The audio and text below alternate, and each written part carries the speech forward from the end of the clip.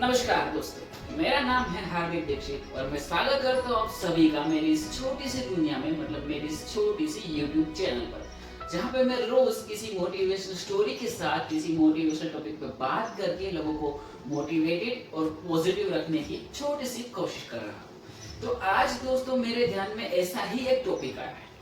ये टॉपिक है बच्चों के एजुकेशन के रिलेटेड और पेरेंट्स की टेंशन के रिलेटेड। ठीक है, ये मेरे बहुत सारे रिलेटिव्स थे, मेरे बहुत सारे जो फ्रेंड्स थे उनके पेरेंट्स थे, उन सबसे मैंने ये एक कॉमन चीज नोटिस की है। सो मुझे ऐसा लगा कि मुझे इस पे कुछ बोलना चाहिए, क्योंकि मेरी जो थिंकिंग है इन सब चीजों को लेके वो थोड़ी अलग है और उसको मैं आपके सामने रखना चाहता हूँ। तो माफ कीजिएगा अगर किसी को ये गलत लगता है, लेकिन मेरी जो पर्सनल थिंकिंग है मैं आपके सामने रखने वाला हूँ। जो मेरी जो थिंकिंग है वो समझने के लिए थोड़ी आपकी थिंकिंग ब्रॉड होनी चाहिए। ठीक है, तो बात कुछ ऐसी है कि फिलहाल जो पेरेंट्स के अंदर एक टेंशन का माहौल है बच्चों के एजुकेशन को लेकर। ठीक है, अब मेन चीज क्या हो रही है कि जैसे कि मैं आपको एक सिंपल एग्जांपल देता हूँ, मतलब ये एग्जांपल थोड़ा वियर्ड है लेकिन मैं इससे स्टार्ट करना चाहता हूँ। एग्जांपल कुछ इस तरह से है कि सपोज कि कोई लड़का है जो किसी की लड़की के साथ शादी कर रहा है, ठीक है, and he is asking for dowry, जो कि अभी इलीगल है, तो बैन हो चुकी है, राइट। लेकिन वो जो चीज है दहेज जो है वो हमें मांगना नहीं चाहिए, लेकिन वो लड़का है वो उससे दहेज मांग रहा है क्योंकि उस लड़के को बहुत सारे पैसे चाहिए, राइट। उस लड़के को बहुत सारी ज्वेलरीज चाहिए, बहुत सारी चीजें चाहिए, तो वो उसको मांग रहा है। लेकिन वो उसका जरिया किससे बना रहा है? उस लड़की को। तो क्या वो उस लड़की से प्यार करता है? बिल्कुल नहीं। वो उस लड़की का यूज कर रहा है वो सब चीजें हासिल करने के लिए, राइट।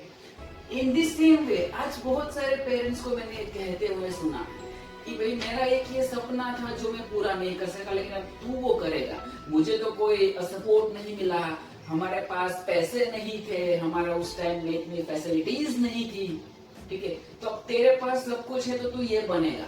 लेकिन वो चीज बिल्कुल गलत है। उसको मैं आपको उसके दो रीजन बताता हूँ, ठीक है।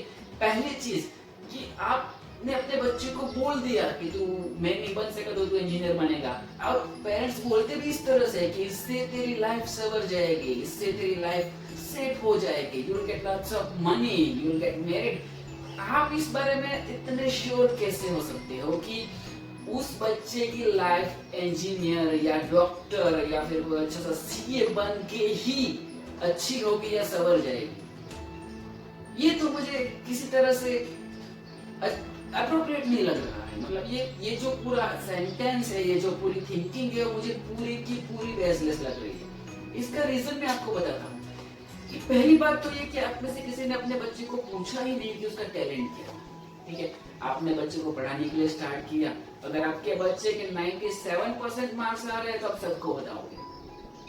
उसके ऑपोजिट अगर आपके बच्चे के 50% मार्क्स आ रहे हैं तो किसी को नहीं बताओगे। व्हाई? क्यों? शर्म आ रही है आप लोग को बताने में, लेकिन वो चीज बिल्कुल गलत है, ठीक है। मैं आपको एक चीज बताता हूँ कि हमारी जो एजुकेशन सिस्टम है ना वही गलत है। क्यों? क्योंकि हमारे एजुकेशन सिस्टम में उस चीज के लिए स्पेस ही नहीं है जो ये डिस्कवर कर सके कि कौन से बच्चे में कौन सा टैलेंट है। हमारी जो एजुकेशन सिस्टम है ना कुछ इस तरह से चल रही है कि तालाब में तैरने वाली मछली, रेगिस्तान के अंदर चलने वाला ऊंट, आप सब जानते हैं, ठीक है, और रेस के मैदान में भागने वाला घोड़ा, ठीक है, और पेड़ों पर उछल कूद करने वाला बंदर। ये चार लोगों को एक साथ, और हमारे एजुकेशन सिस्टम के इन चार लोगों को एक क्लास में बिठाती है, ठीक है।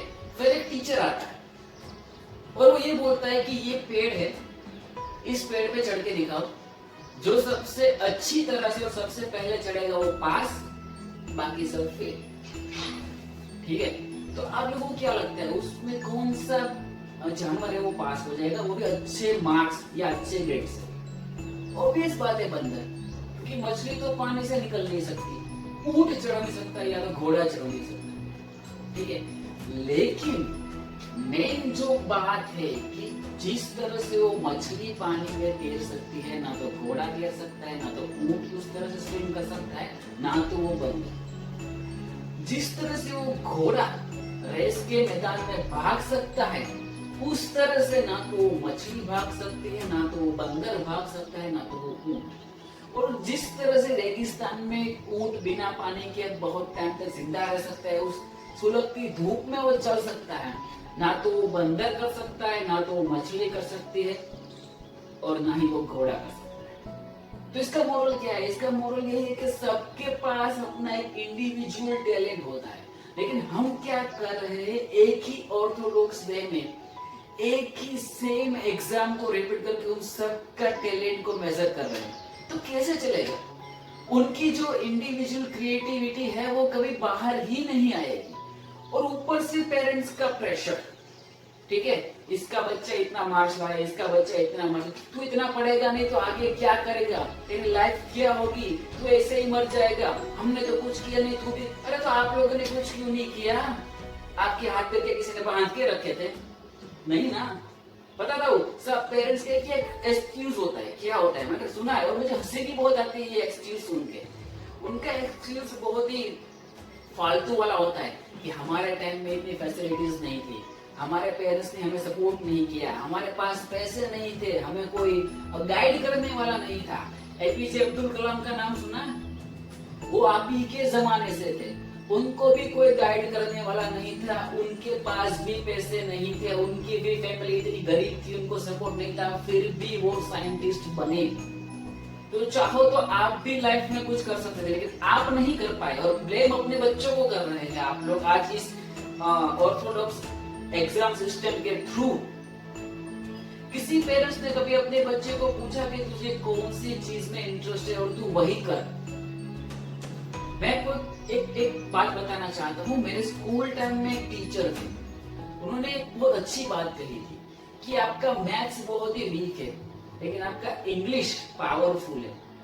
ठीक है, मैथ्स की बुक को साइड में रख दो, इंग्लिश को इतना पावरफुल करो कि लाइफ में तुम्हें उस सब्जेक्ट में कोई टच ही ना कर पाए। ठीक है, आपके बच्चे को साइंस में अच्छे मार्क्स आए तभी वो लाइफ में आगे बढ़ सकेगा, या फिर वो अच्छे से पढ़ रहा है तभी वो आगे बढ़ सकेगा, इससे बिल्कुल नहीं है। आप लोगों को क्या करना है, उसके टैलेंट को परखना है, उसके अंदर कौन सी स्किल है, उस स्किल को डेवलप करने के लिए उस बच्चे को एनकरेज करना है, ना कि उसको प्रेशराइज करना है।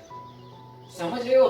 किसी का बच्चा अगर 97% मार्क्स ला रहा है, इसका मतलब क्लियर है कि उस बच्चे को स्टडी में इंटरेस्ट है।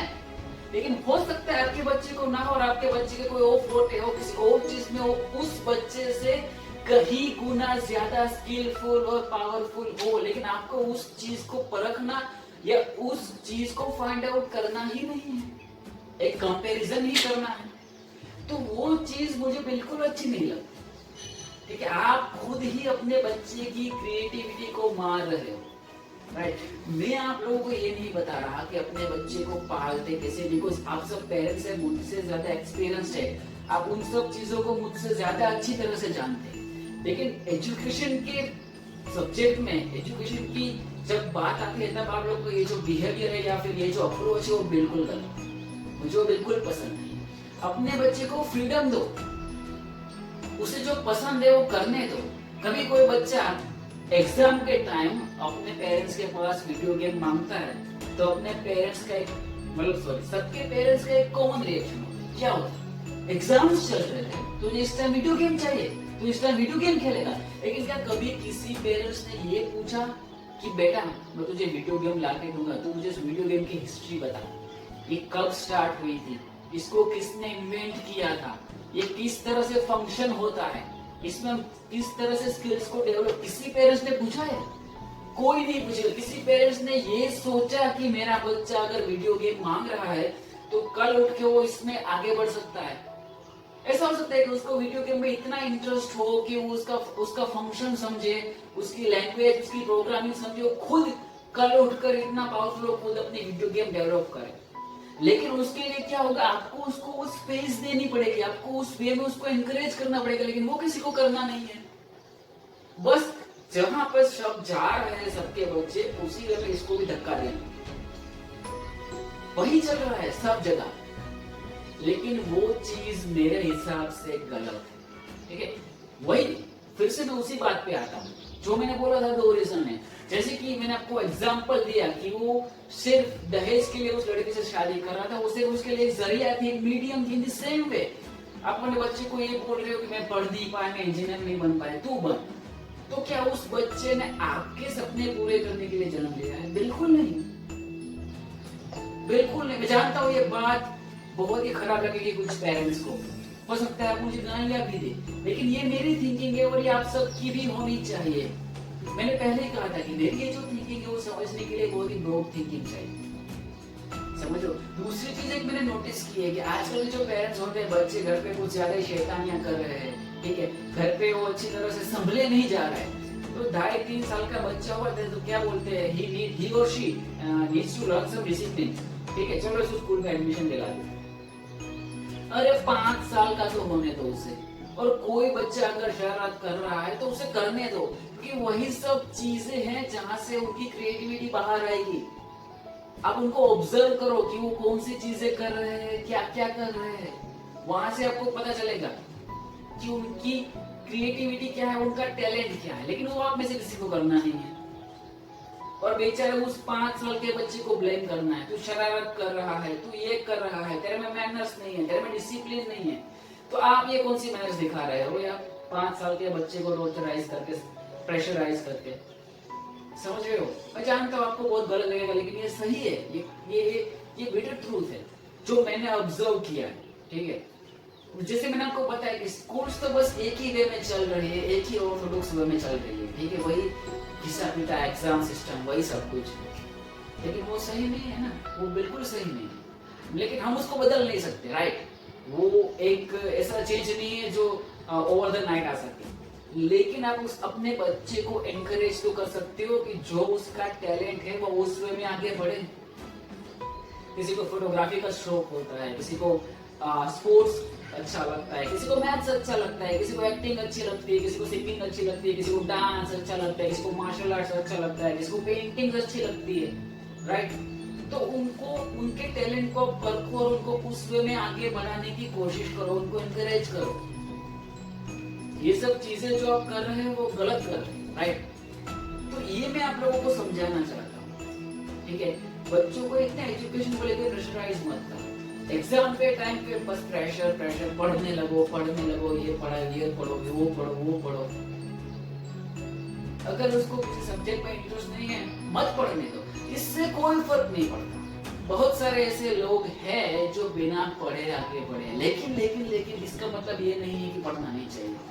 मैं दोनों को बैलेंस करके चल रहा हूँ। जो लोग बिना पढ़ाई के आगे बढ़े, उन्होंने क्या किया, उन्होंने जो अपनी जो स्किल थी, अपनी जो क्रिएटिविटी थी, उसको पैशन बना लिया, ठीक है। उसमें उसने खुद को इतना माहिर कर लिया कि कोई उनको छू भी नहीं सकता। तो आपको अपने बच्चों से वो करवाना है, राइट। आप उनको उस में आगे बढ़ाना है। बच्चों के लिए कि खास कि मैं यहाँ बैठ के आप लोगों को ये बता रहा हूँ कि पेरेंट्स गलत है या फिर ये है वो, तो उनको गलत वे में नहीं लेना है। मैं आपको क्या बोल रहा हूँ कि आपको अपने अंदर के टैलेंट को पहचानना है, आप में कुछ तो होना चाहिए ना, ठीक है। उस क्रिएटिविटी को फाइंड आउट करना वो आपकी भी रिस्पॉन्सिबिलिटी है। आप अपने पेरेंट्स को बताओ कि मेरे अंदर ये क्रिएटिविटी है, मैं ये करना चाहता हूँ, मैं पढ़ना नहीं चाहता, लेकिन उसके बाद आपके पास कुछ होना चाहिए जिसमें आगे बढ़ सको, समझ रहे हो। इसको नेगेटिव वे में भी नहीं लेना है, ठीक है।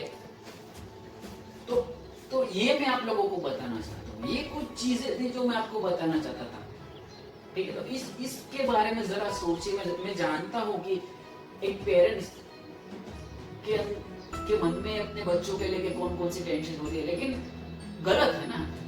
मैं आपको सही बात बताने जा रहा हूँ, ठीक है। मैं समझ सकता हूँ, मेरा एंडिंग है कि आप अपने बच्चों से बात करके उसके टैलेंट को, उसकी क्रिएटिविटी को, उसके इंटरेस्ट को आइडेंटिफाई कर सकते हो और उसे उस वे में आगे बढ़ने के लिए आपकी मदद कर सकते हो, ठीक है। आप भी रिसर्च करो, गूगल अभी बहुत ही अच्छा जरिया है। आप कुछ लोगों से मिलो, इन सब चीजों के बारे में जानो और अपने बच्चे को बताओ कि तुम्हें जिस सब्जेक्ट में या जिस चीज में इंटरेस्ट है उसमें ये हो सकता है, उसमें ये हो सकता है, उसमें इस तरह से आगे बढ़ सकते हैं। I will support you in this way, समझ रहे हो। तो आप वो सब कर सकते हैं, लेकिन ये जो एक प्रेशराइज करने का ये जो तरीका है ना, वो गलत है, वो मत करो बच्चों पे, ठीक है।